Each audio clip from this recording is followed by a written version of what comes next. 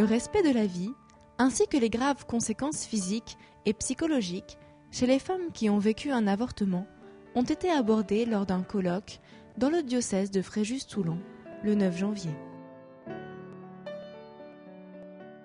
L'événement, organisé par l'Observatoire sociopolitique diocésain, a eu lieu à la Castille.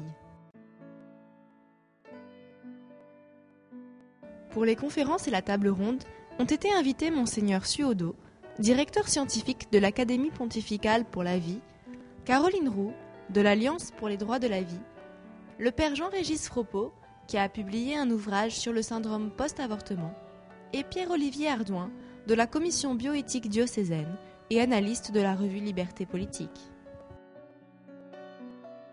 Ils ont cité les statistiques actuelles de l'IVG en France et sur le plan international, ainsi que des témoignages de femmes qui ont beaucoup souffert après l'avoir subi. Alors les femmes qui vivent un avortement,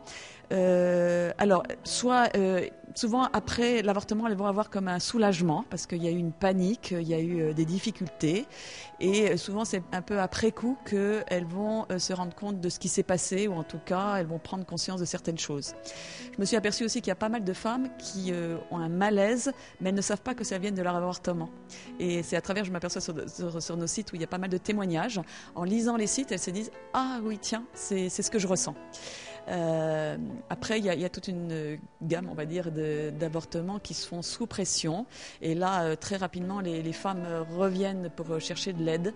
Elles sont très en détresse. En même temps, elles savent pourquoi elles ont mal. Et là, il y a des chemins qui sont possibles, qui peuvent prendre du temps pour à la fois se pardonner aux personnes qui ont participé à l'avortement. Mais on voit des belles rédemptions, je veux dire.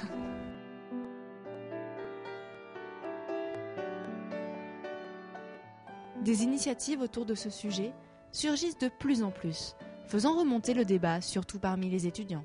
Le groupe d'étudiants sur Facebook, étudiants Pro-Vie, donc c'est vraiment pour essayer de rassembler le maximum d'étudiants, de jeunes. Donc c'est un groupe vraiment aconfessionnel, apolitique et qui vraiment demande aux étudiants de s'engager. En général, c'est vrai qu'on a tendance, nous chrétiens, il y a un silence qui se fait autour de ce sujet. On est habitué, il y a une certaine habitude et on n'en parle plus beaucoup. Et donc je pense qu'il est important qu'on réveille un peu tout ça, et pas seulement les chrétiens évidemment, mais tous ces étudiants, ces jeunes professionnels. Aujourd'hui, le grand défi de la vie, c'est celui de l'éducation, au sens de la vie, dans toutes les couches de la société, en particulier de la famille.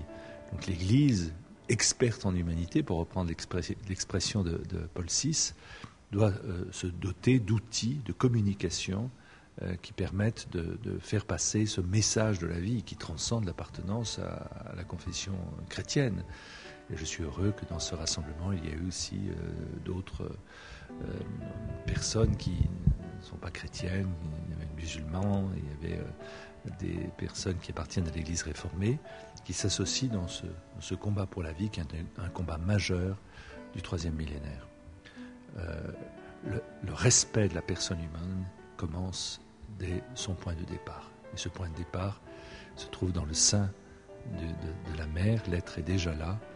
Et cet être doit être aimé, respecté, servi jusqu'à la mort, jusqu'à la mort naturelle.